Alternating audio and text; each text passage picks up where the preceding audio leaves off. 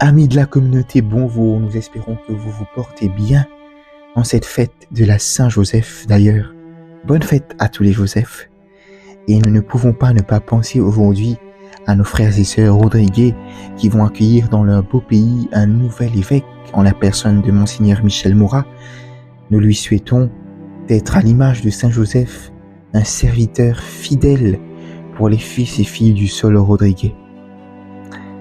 Alors aujourd'hui, petit parcours particulier, nous allons intensifier notre demande d'intercession à Saint-Joseph en débutant avec le 8e jour de méditation dans cette neuvaine pour se conclure avec un petit temps de louange à l'intercession de Saint-Joseph pour nos familles, pour les hommes de notre vie.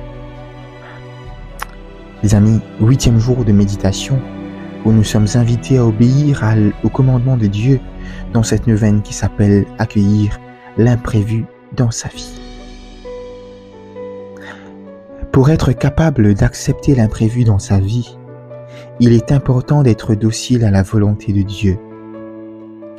Saint Joseph apparaît dans les évangiles comme un disciple, un serviteur humble et prompt à obéir aux désirs de Dieu qui lui sont manifestés à travers des songes.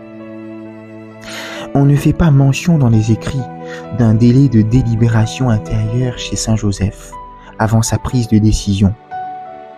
On imagine qu'elle a cependant dû exister. Le temps de la nuit portant conseil, nous pouvons aussi imaginer un dialogue avec Marie.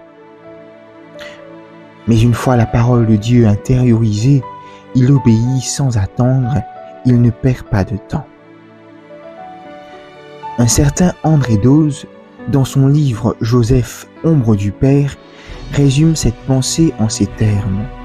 Je cite « Chez les hommes, on comprend et on fait. Chez Joseph, on fait et on comprend. » Fin de citation. Cela ne signifie pas une disqualification de l'intelligence, mais plutôt un dépassement. Avant l'annonciation de l'ange, qui lui apprit que l'enfant que portait Marie venait du Saint-Esprit, Joseph avait délibéré avec son intelligence et projeté de répudier Marie en secret pour la protéger et s'effacer discrètement comme à son habitude. Mais dès qu'il entendit en songe l'ange lui dire de prendre Marie son épouse et de donner son nom à l'enfant qui allait naître, Joseph s'exécuta sans attendre. Matthieu chapitre 1er. Quand Joseph se réveilla, il fit ce que l'ange du Seigneur lui avait prescrit. Il prit chez lui son épouse, mais il ne s'unit pas à elle jusqu'à ce qu'elle enfante un fils auquel il donna le nom de Jésus. Joseph obéit avec la même promptitude quand il fallait quitter Bethléem pour fuir en Égypte, quand il fallait quitter l'Égypte et résider à Nazareth. Mais il n'obéit pas qu'à Dieu et aux anges. Il obéit aussi aux prescriptions de la loi juive. Par exemple, la circoncision de l'enfant, l'offrande du premier-né mâle à Dieu, qui est aussi appelée la présentation de Jésus au temple, la purification de Marie après l'accouchement. Et il obéit même à l'empereur César Auguste en allant se faire recenser à Bethléem alors que Marie était enceinte de plusieurs mois. Joseph ne s'est pas mis au-dessus des lois terrestres et humaines, même s'il pouvait trouver des raisons de ne pas obéir. Par exemple, le fait que Marie était enceinte et allait souffrir du voyage, que Dieu n'était pas forcément favorable au recensement. Le pape François souligne dans Patrice Cordet, dans chaque circonstance de sa vie, Joseph a su prononcer son fiat, tout comme Marie à l'Annonciation et comme Jésus à Gethsémani.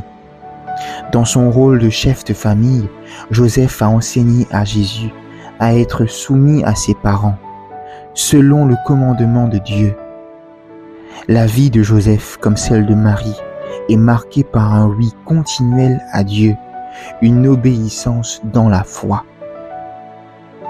Obéir réclame beaucoup d'humilité, de simplicité, de foi, mais aussi d'amour. C'est ce que Jésus nous enseigne dans l'Évangile selon saint Jean. Comme le Père m'a aimé, moi aussi je vous ai aimé. Demeurez dans mon amour. Si vous gardez mes commandements, vous demeurerez dans mon amour, comme moi j'ai gardé les commandements de mon Père, et je demeure dans son amour.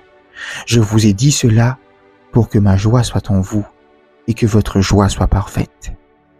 Mon commandement, le voici, aimez-vous les uns les autres comme je vous ai aimé. Il n'y a pas de plus grand amour que de donner sa vie pour ceux qu'on aime. Vous êtes mes amis si vous faites ce que je vous commande.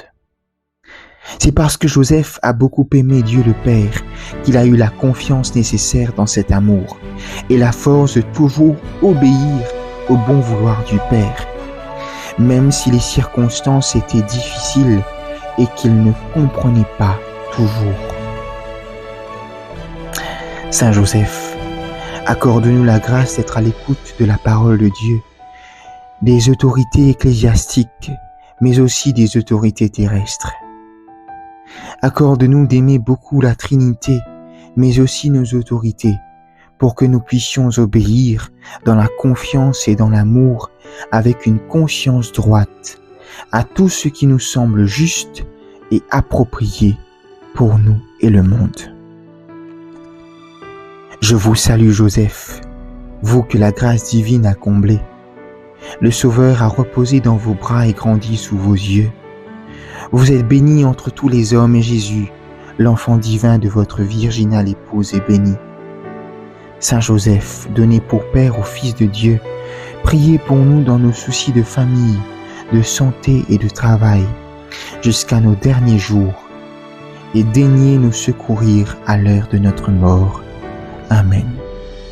Frères et sœurs, que Saint Joseph bénisse notre journée, qu'il demande au Seigneur de protéger notre travail, qu'il demande au Seigneur de remplir de sa présence les lieux de nos travails, nos collègues, tous ceux que nous rencontrons dans la journée. Saint Joseph, priez pour nous. Amen.